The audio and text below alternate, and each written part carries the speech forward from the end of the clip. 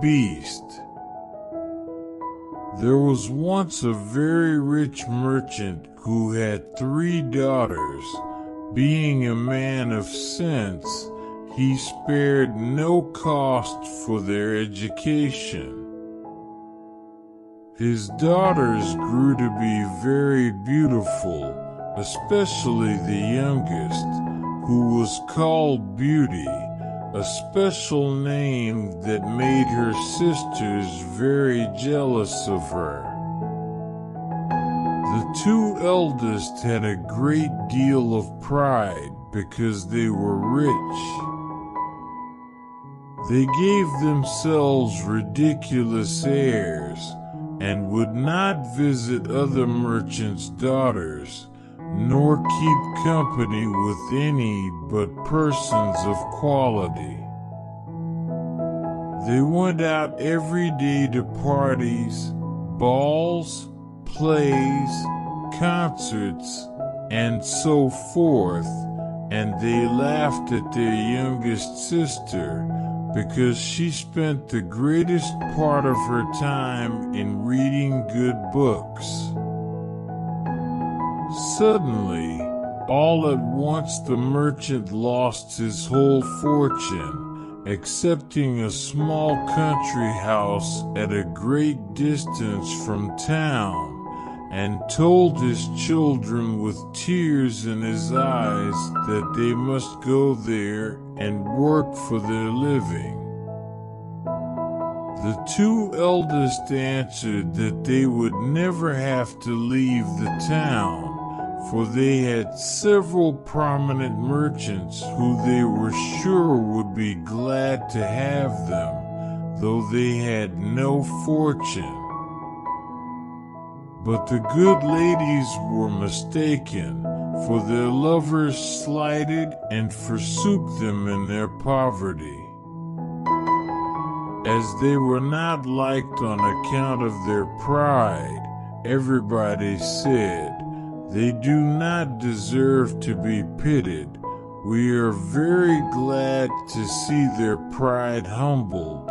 Let them go and give themselves quality airs and milking the cows and minding their dairy." But, added they, "we are extremely concerned for Beauty. She is such a charming, sweet-tempered creature who speaks so kindly to poor people and has such a friendly, gracious nature." When they came to their country house, the merchant applied himself to farming, and Beauty rose at 4 in the morning. Before the others stirred, she made haste to clean the house and prepare breakfast for the family.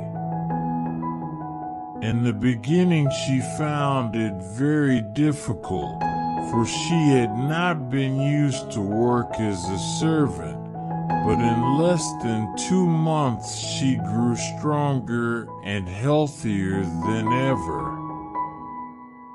After she had done her work, she read, played on the harpsichord, or else sung while she spun yarn. On the contrary, her 2 sisters did not know how to spend their time. They got up at 10 and did nothing but saunter about the whole day, lamenting the loss of their fine clothes and acquaintance. "Do but see our youngest sister," they snickered, one to the other, "how well she's suited to a life of menial labor." The family had lived about a year in the country house when the merchant received a letter with an account that a ship he thought had been lost at sea, that held on board dozens of bolts of cloth and silks he had purchased, had in fact safely arrived. The family rejoiced in the turn of their fortune. When the two eldest daughters saw their father ready to set out, one begged of him to buy her a new necklace of gems, and the other a thick golden chain, but Beauty asked only for a rose. The good man set off on his journey. But when he came there, oh, such problems there were over who properly owned the ship and the merchandise on board, and after a great deal of trouble and pains to no purpose, he came back as poor as before, especially after he bought the fine new necklace and gold chain he promised to his two older daughters. Thinking he might come upon a rose bush to satisfy the wish of his youngest daughter, he led his horse deep into the woods. As the sun set and the wind began to howl, the poor man realized he was hopelessly lost. What's more, with the rain and the snow, he knew he might well starve to death with cold or hunger, or be devoured by the wolves, whom he heard howling all round him. Then in an instant, looking through a long walk of trees, he saw a light at some distance. Going on a little farther, he noticed it came from a place lit with candles from top to bottom. The merchant hastened to the place, but was greatly surprised at not meeting anyone in the outer courts. His horse followed him, and seeing a large stable open, went in, and finding both hay and oats, the poor beast, who was almost famished, fell to eating very heartily. The merchant tied him up to the manger and walked towards the house, where he saw no one. Entering into a large hall, he found a good fire and a table plentifully set out. As he was wet quite through with the rain and snow, he drew near the fire to dry himself. "I hope," said he, "the master of the house or his servants will excuse the liberty I take. I suppose it will not be long before some of them appear."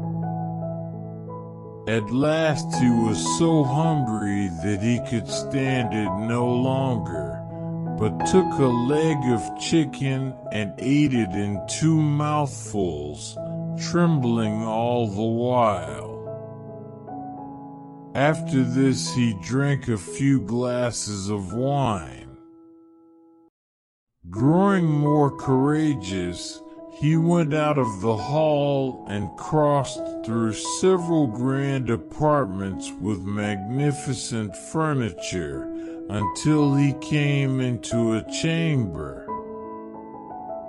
In the chamber was an exceedingly good bed, and as he was very tired and it was past midnight, he concluded it was best to shut the door and go to sleep.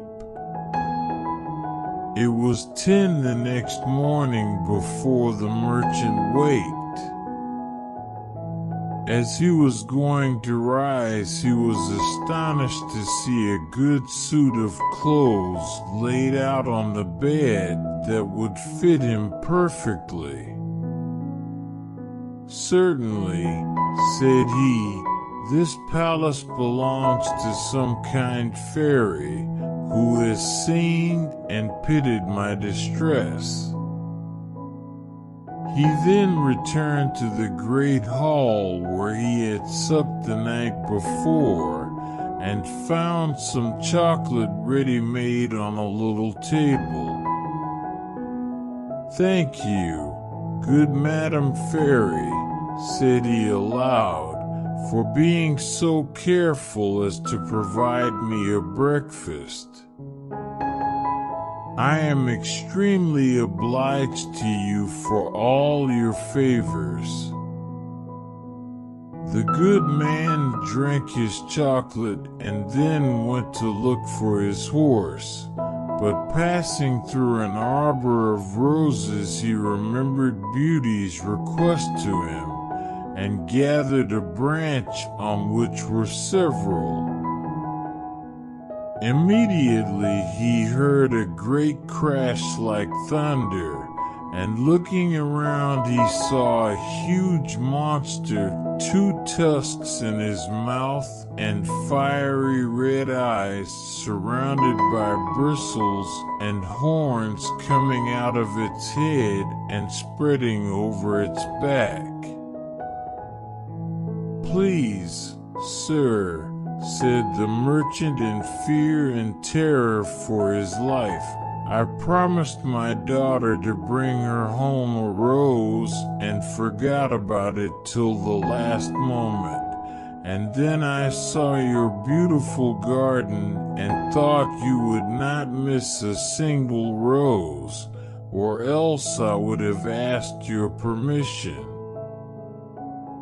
"Thieving is thieving," said the beast, "whether it be a rose or a diamond, your life is forfeit." The merchant fell on his knees and begged for his life for the sake of his 3 daughters who had none but him to support them. "My lord," said he, "I beseech you to forgive me. Indeed, I had no intention to offend in gathering a rose for one of my daughters, who desired me to bring her one." "You say you have daughters," replied the monster. "I will forgive you on one condition, that one of them come willingly and suffer for you. Swear that if any of your daughters refuses to die in your stead, you will return within 3 months and place yourself at my disposal." So the merchant swore. Taking his rose, he mounted his horse and rode home. As soon as he got into his house, his daughters came rushing round him, clapping their hands and showing their joy in every way.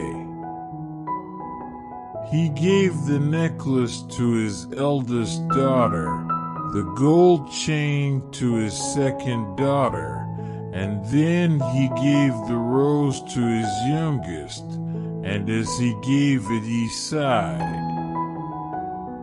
"Oh, thank you, Father," they all cried.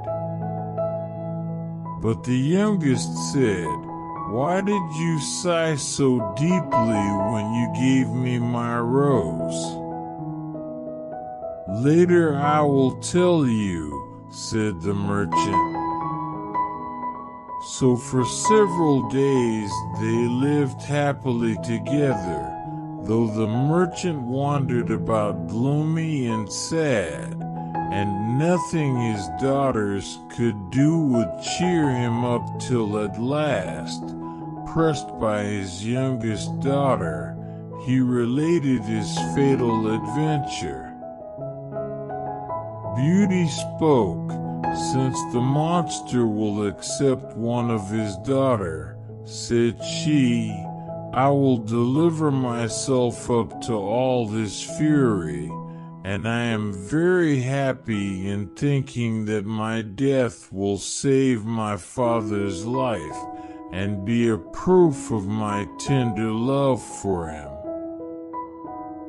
Beauty, I am charmed with your kind and generous offer, said the merchant, but I cannot let you do it. I am old and have not long to live, so Kim will lose only a few years at the most.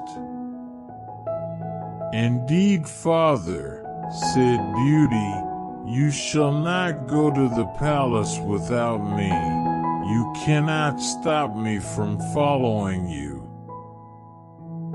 Beauty insisted on setting out for the palace and made the necessary preparations for herself, and her sisters were secretly delighted at the prospect of getting rid of her once and for all.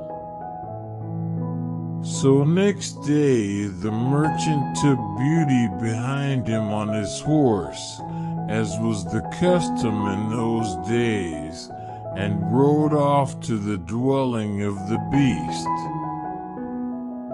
When he got there and they alighted from his horse, the doors of the house opened, and what do you think they saw there? Nothing.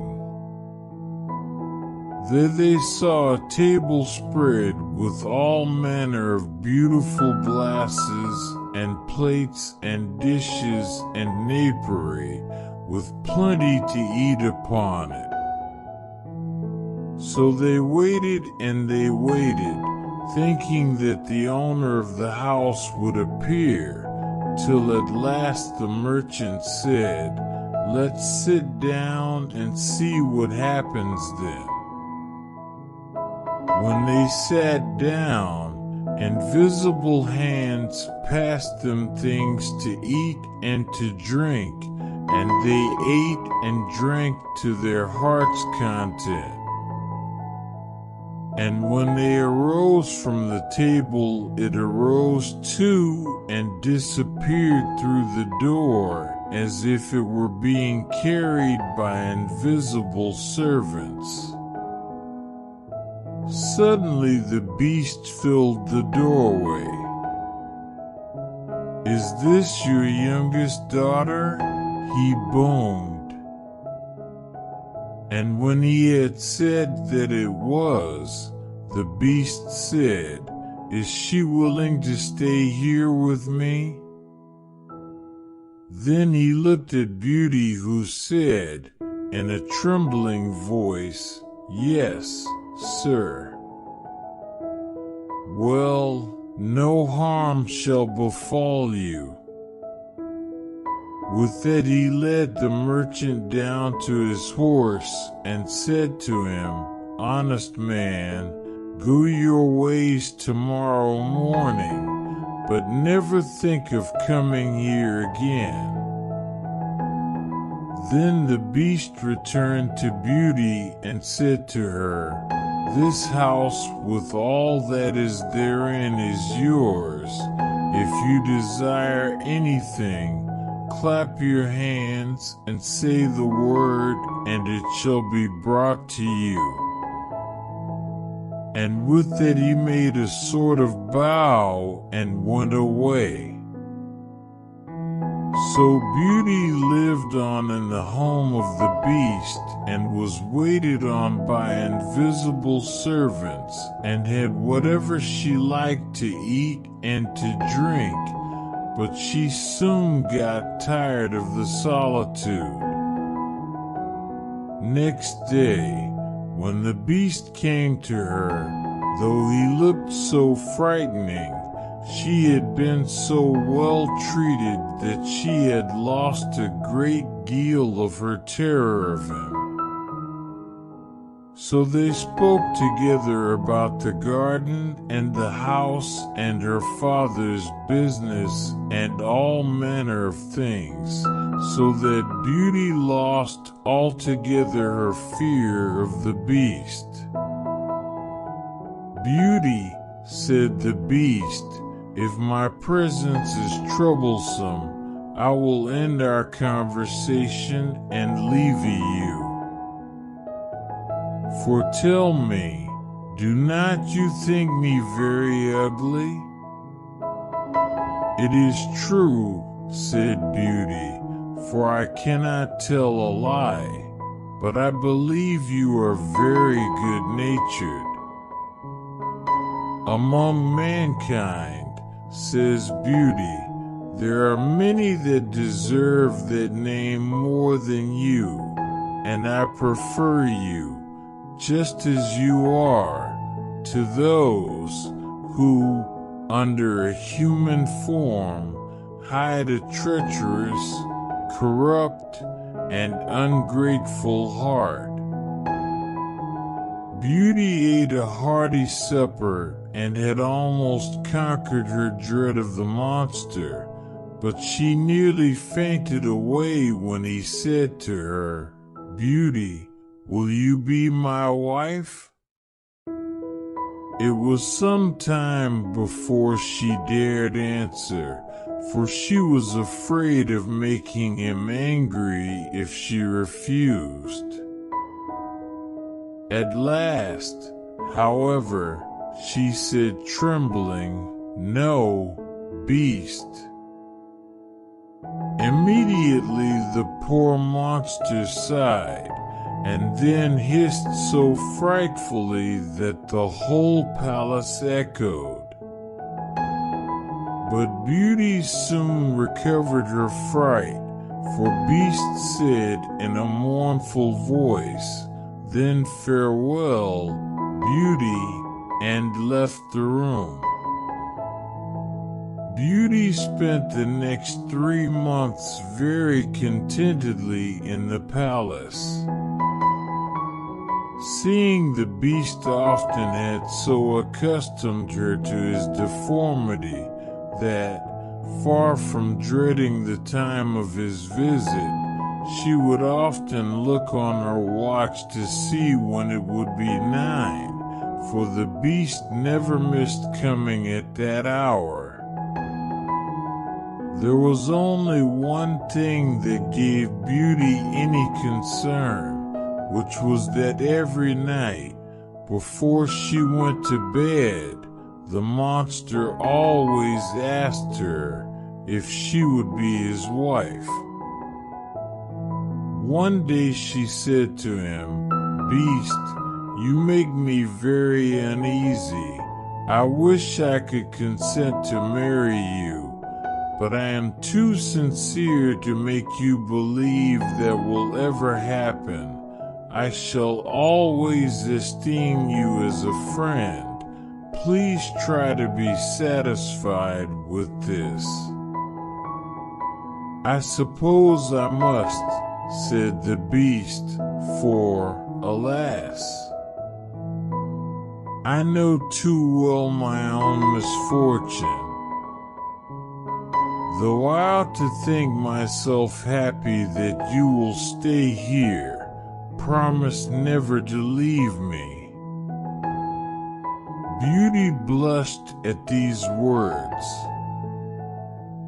"I could," answered she, "indeed, promise never to leave you, but I have so great a desire to see my father that I'm afraid I shall fret to death if you refuse me that satisfaction." "Perhaps this will help," said the beast. He handed her a handled looking-glass, and in the round mirror was the image of Beauty's father, pining himself sick for the loss of her. "Oh," she cried, and all the color rushed from her face. "I would rather die myself," said the monster, "than give you the least uneasiness. I will send you to your father. You may remain with him for 1 week, but if you do not return before the end of the week, poor beast will die with grief. I give you my promise, said Beauty, to return in a week.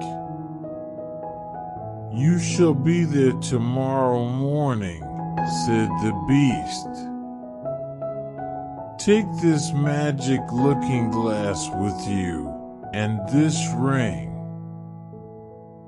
You need only to lay your ring on the mirror before you go to bed, when you have a mind to come back. Farewell, Beauty. When Beauty waked the next morning, she found herself at her father's house. She quickly dressed and came to the kitchen, where her father gave a loud shriek and thought he would die with joy to see his dear daughter again. He held her fast, locked in his arms, over a quarter of an hour. As soon as the first transports were over, the father shared with Beauty the good news: both her sisters were married. Beauty sent for her sisters, who hastened thither with their husbands. The eldest had married a gentleman, extremely handsome indeed, but so fond of his own person that he was full of nothing but his own dear self, and neglected his wife. The second had married a man of wit, but he only made use of it to plague and torment everybody, and his wife most of all. Beauty's sisters sickened with envy when they saw her dressed like a princess and more beautiful than ever, nor could all her obliging, affectionate behavior stifle their jealousy, which was ready to burst when she told them how happy she was. They went down into the garden to vent it in tears, and said one to the other, "In what way is this little creature better than us, that she should be so much happier?" "Sister," said the oldest, "a thought strikes my mind. She told us of the promise to stay only for 1 week. Let us try to keep her beyond the week. Perhaps the monster will be so enraged for breaking her word that he will devour her." "Right, sister," answered the other. They went back to the house and behaved so affectionately to their sister that poor Beauty wept for joy. When the week was expired, they cried and tore their hair, and seemed so sorry to part with her that she promised to stay a week longer.